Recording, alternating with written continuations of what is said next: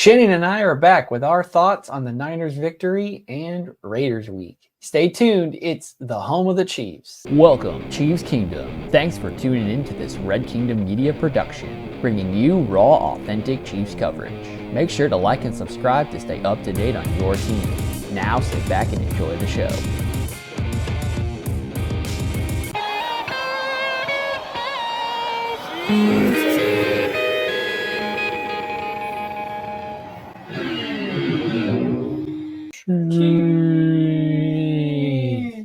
Welcome to this end of week episode of the Home of the Chiefs podcast, where the Chiefs are our home. We're your hosts, Clinton and Shannon, joined with you. Sans a guest this week, but we will be back next week with the guests in our normal time slot and day of the week.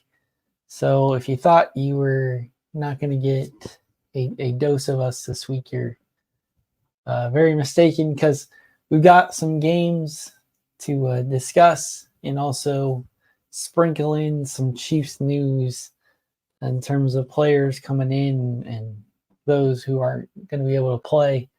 But it seemed like the Chiefs had to drop some news on us at a time where we weren't in a position to come out here and talk to the people. But now there's been way too much, so we have to digest it. So I won't belabor the point any longer.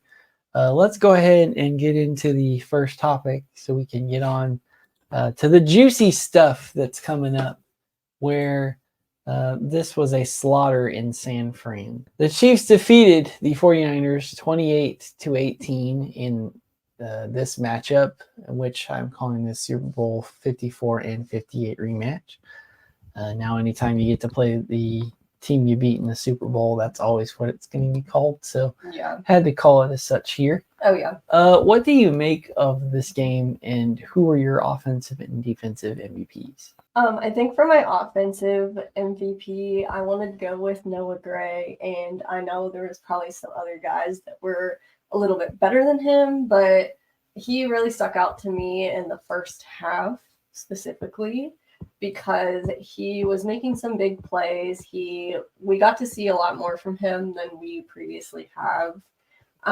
He was the leading receiver in yards and receptions, and he had 4 catches like Travis, but he had more yards. Travis only had 17 yards. And I feel like he was really going for it in that first half too. Like, he came out and he was like, I'm gonna take over. This is my time. And I thought that was really cool. And then defensive, I would go with Justin Reed, because I don't always want to say Chris Jones. We all know Chris Jones is great, and he's going to do great every time. And I will give him his, if he does, stand out to me one time, really a lot, I will say him, but I'm not going to say him every time. So Justin Reed, I think, was the spotlight for me. He had the most tackles, and he had an interception early on, and that was cool to see him come out and be like, yeah, I'm taking over. He took over too. He was like, yeah, this is my time. It was cool. It's cool to see guys that are like that are like, this is going to be me. And they just, it's going to, they just have that mentality that they're going to be like, yes, it's going to be me this game. So that was Justin Reed for me. He had that interception, like I said, and he's that defensive leader that our defense needs. And he showed that initiative. He showed that leadership, and I'm excited to see what he has to bring later this season to the defense. Those are both very good options for this game.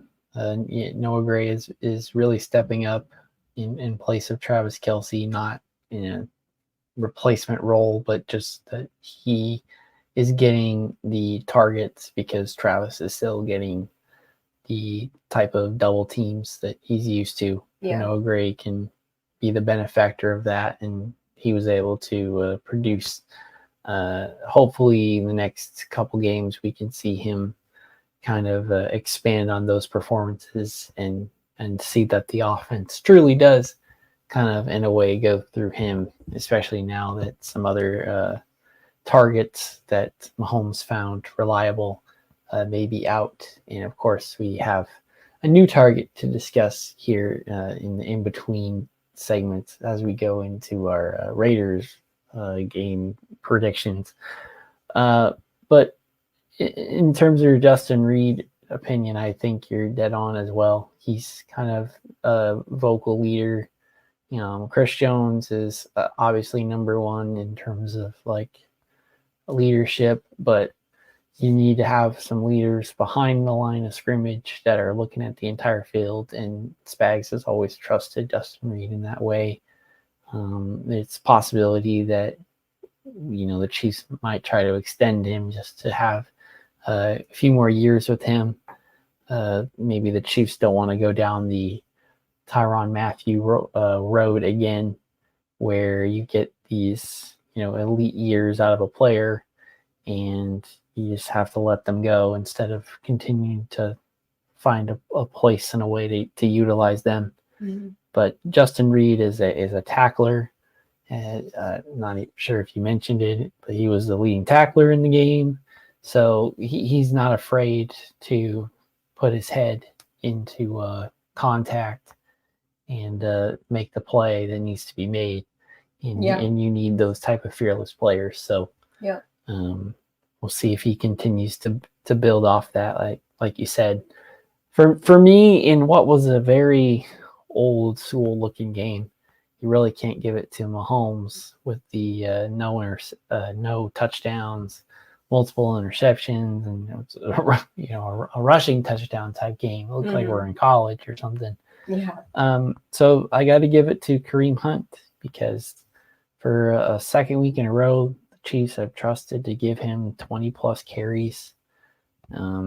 He also tries to make an appearance in the passing game, but it's just not really his game. Yeah. But the Chiefs have been willing to lean into their rushing game more and more, and this game was an instant of that. Old school running with handoffs to Mecole Hardman and Xavier Worthies. So this was a very high rushing game, and the Chiefs always being considered a firepower type offense, throwing the ball 500 yards and 5 touchdowns. I think we may be seeing the end of those expectations, and the team from this year really leaning on the identity that they took on last year when it was kind of Pacheco being their bell cow, getting them to the destination they wanted to be at. Yeah. I think we could be seeing Kareem Hunt literally stepping back into that role that he ultimately forfeited back in 2018.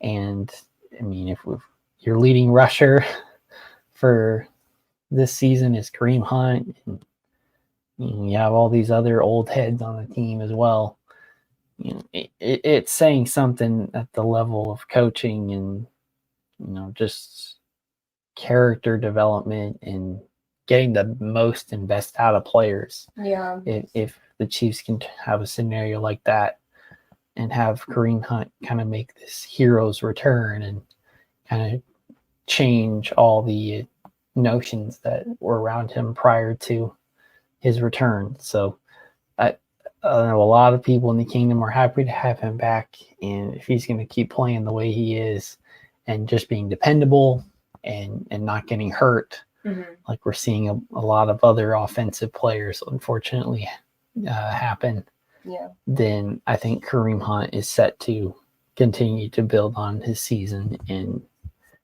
have a season that definitely was not expected of him going into this year. Yeah. And to do it for the Chiefs is a very nice return for him. And then for me, in terms of the defense, you can give it to just about anybody in the secondary. 3 total interceptions for this game. Yards and catches were very hard to come by.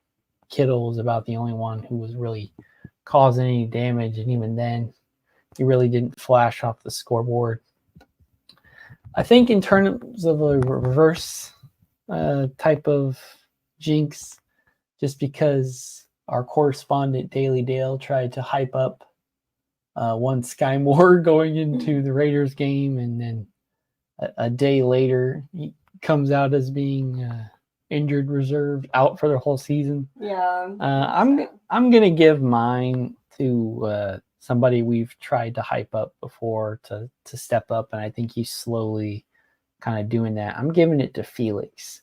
As a KU guy, talking about a K-State guy, it might be a little difficult for me to praise a Wildcat, but I've liked what I've seen from him. And though he's not really flashing on screen, and though he doesn't necessarily pop when it comes to the passing game, I think he's truly kind of that run stuffer, especially in the last couple games where Mike Dana has not been able to play.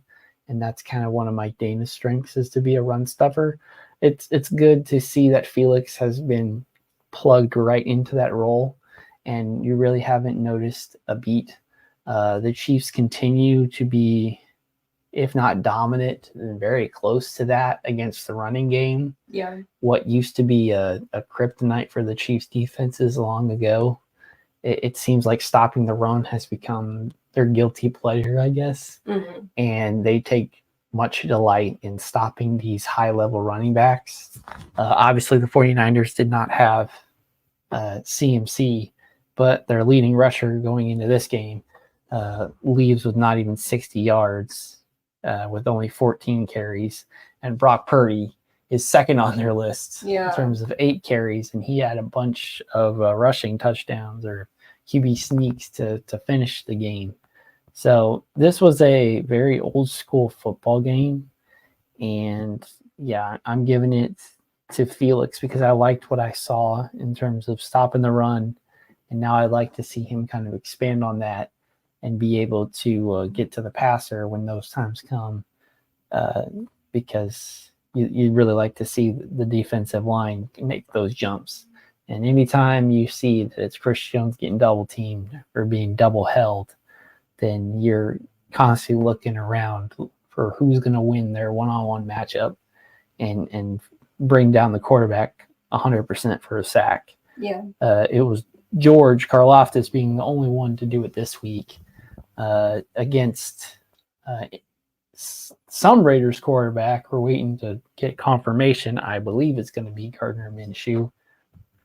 But just seeing any of those D linemen get the 100% sack, turn the QB pressure or hit into an actual sack, getting those official tackles would really seal this Chiefs defense up as an elite group in terms of this year. And you know, we've joked about it in most of all the post games we've done, that the defense is kind of the star this year. Yeah, and they are. They're holding good offenses down, or you know, fanning the flames enough to continue to be the only undefeated team. Yeah. So it's working, and the fact that Mahomes is struggling and has more interceptions than touchdowns. I know. You know, you're waiting for things to fix themselves, because we had the same story last year. We did. And last year it was concerning, but now this year we can kind of breathe a little bit, because arguably our defense looks even better this year than last year. And if our main problem is waiting for the offense, Patrick Mahomes, to figure it out, once it magically becomes January, the chances of that happening, it smooths out. So we'll see how that goes. But those are our thoughts for the San Francisco game. We couldn't let the week transpire without giving you guys who we thought were our standouts for the Niners game. Make sure to like and subscribe. Follow us on all of our social media platforms at Red Kingdom Media. Be sure to give us 5 stars if you listen to us on Spotify. And on any other platform, make sure you're following us and leave likes and comments on our videos or posts to let us know that you enjoy what we're giving you. If you'd like to possibly be on a future episode of this show, so that way we don't have guestless episodes or time fillers, you can hit the link up in the description And once you fill that out, that'll give us some basic contact information for us to get a hold of you and figure out if we need to do a normal episode towards the beginning of the week, or maybe your schedule leans more towards the end of the week. We're willing to work around any and every schedule you have. So if you'd like to share your thoughts about an upcoming or past Chiefs game, and would also like to have your Chiefs fandom put to the test, or at least give you the chance to spill the juicy details about what makes you a Chiefs fan, please make sure to hit that Google form up and let us know that you'd like to be on the show. Maybe you like your written content. We have Substacks. We have a paid and a free Substack membership. For our free, that gives you access to our daily update, which you can get Monday through Friday straight to your inbox.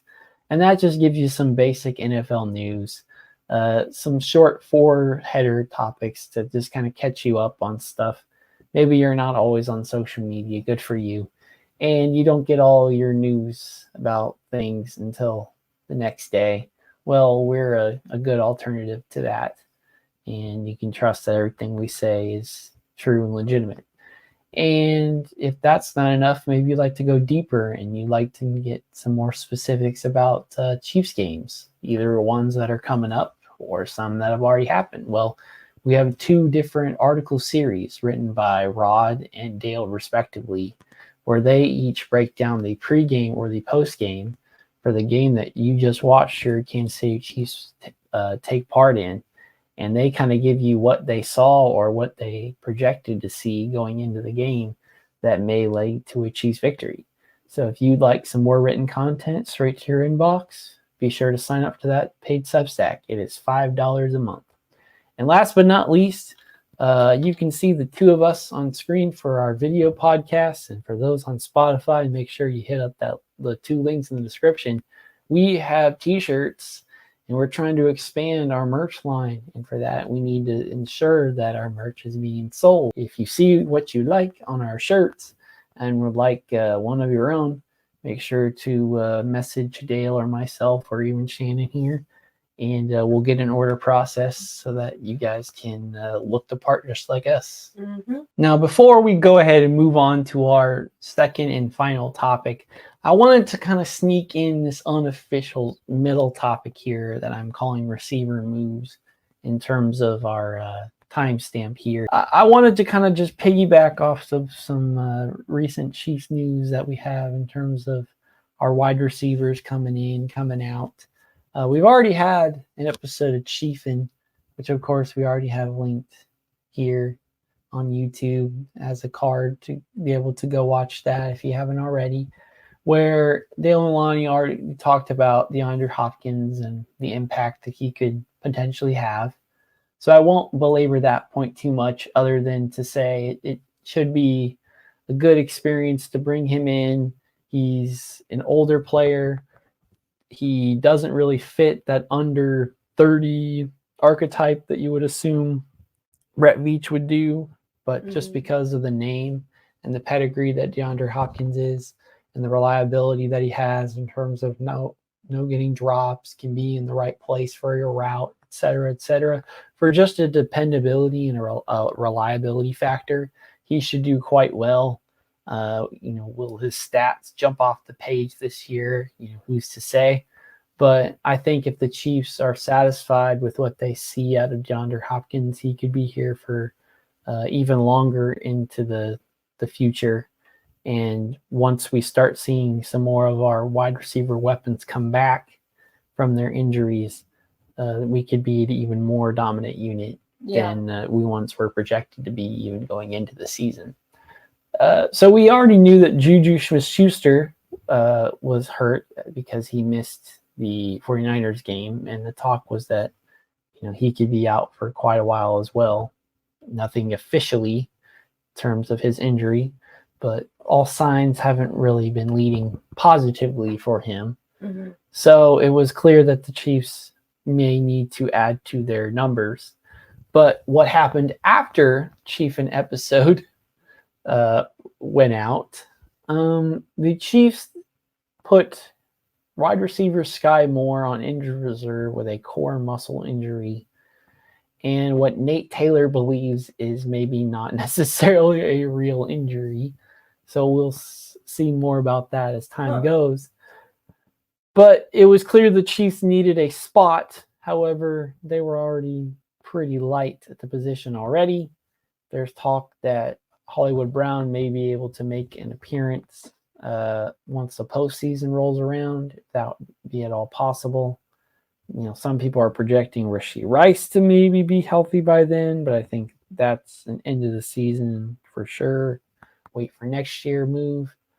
But I just wanted to kind of piggyback some of that stuff out there just because we had to notice it and talk about it. The Chiefs still may be looking to add to their wide receivers towards at the trade deadline. And it was interesting to see a trade happen this week because all signs would point to maybe after next week. So knowing what we know now, the Chiefs also decided to push some money for Juwan Taylor's contract into a signing bonus to free up some cap space to accommodate for DeAndre Hopkins' addition onto the team. So the Chiefs are also moving some money around to make things work.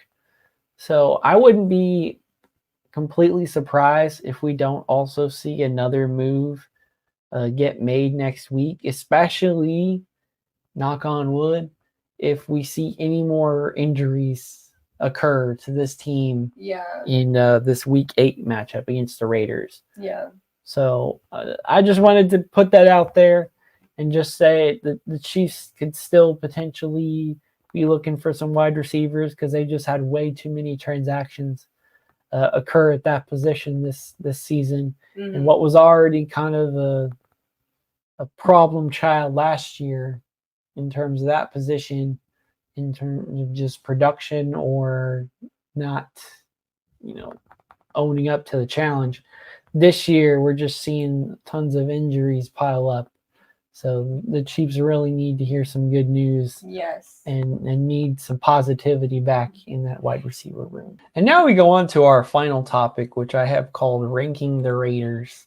I don't really know if they're worth ranking, but that was an R word to go with the Raiders in terms of describing how this matchup could be, as the Kansas City Chiefs have an AFC West divisional matchup now against the Las Vegas Raiders for Week 8.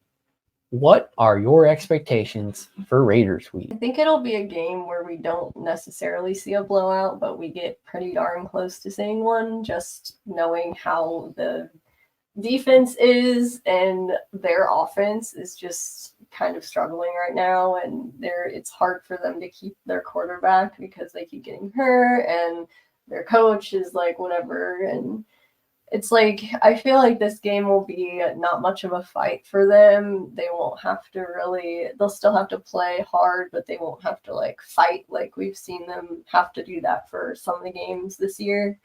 I feel like they're going to be more of the running type of offense, just because of knowing the Raiders are like a defensive team.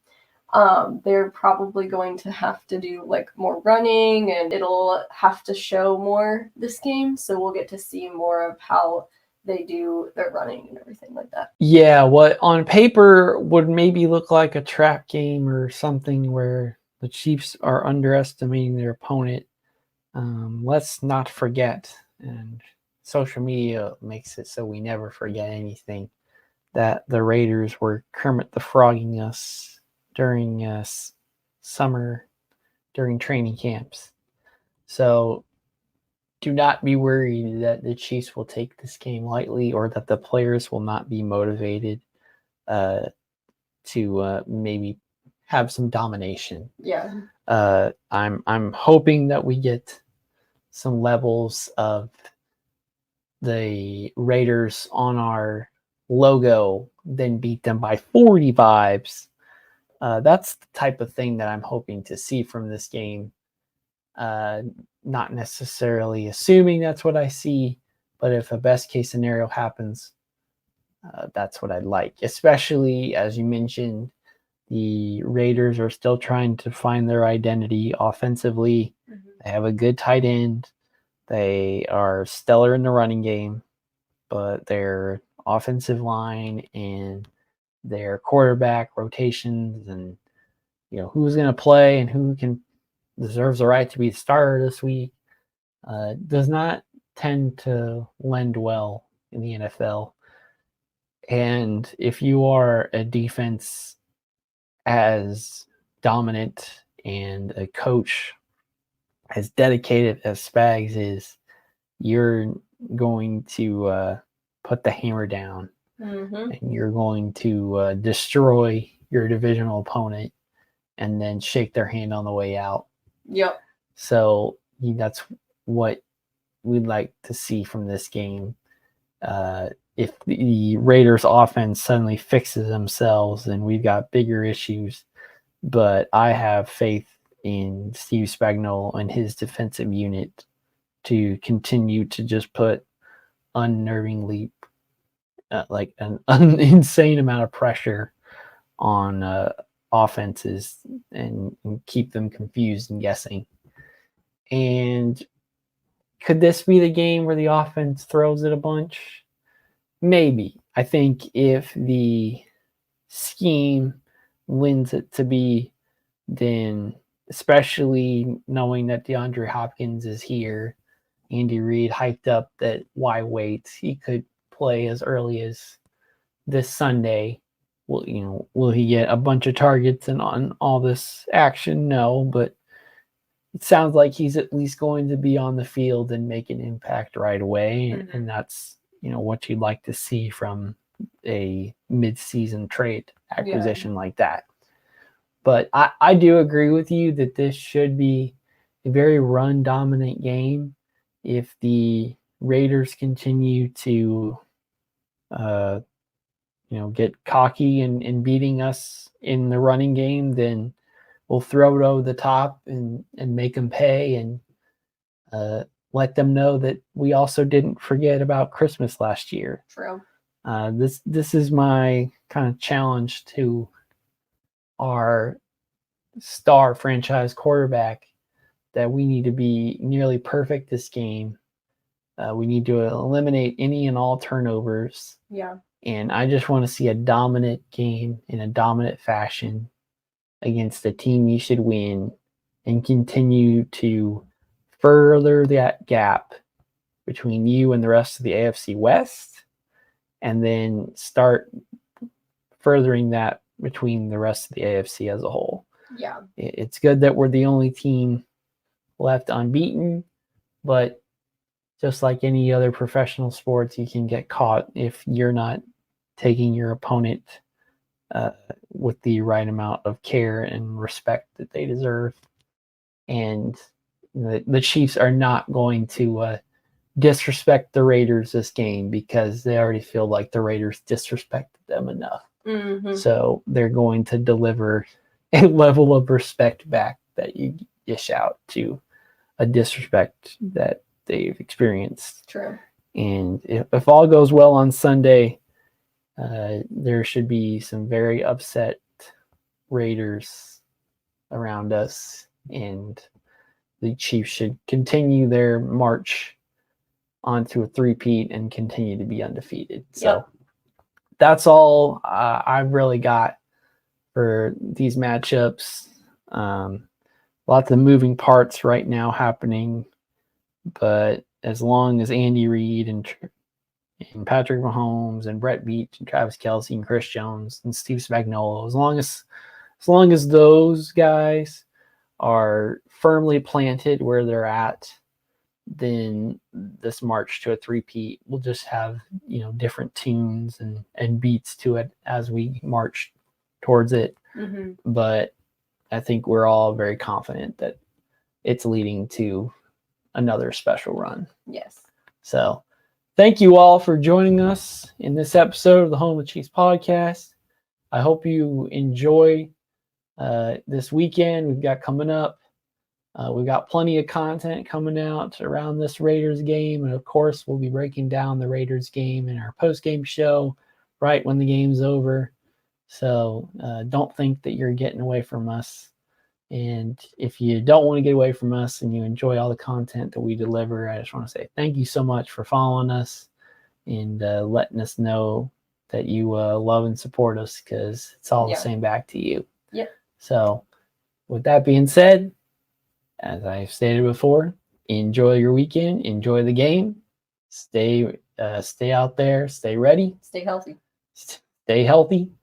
And as always, go Chiefs. Thanks for checking out this update straight from the heart of Chiefs Kingdom. We appreciate your passion, so please leave a like and follow us wherever you tune in from. See you next tailgate, your trusted source for all things Chiefs, Red Kingdom Media.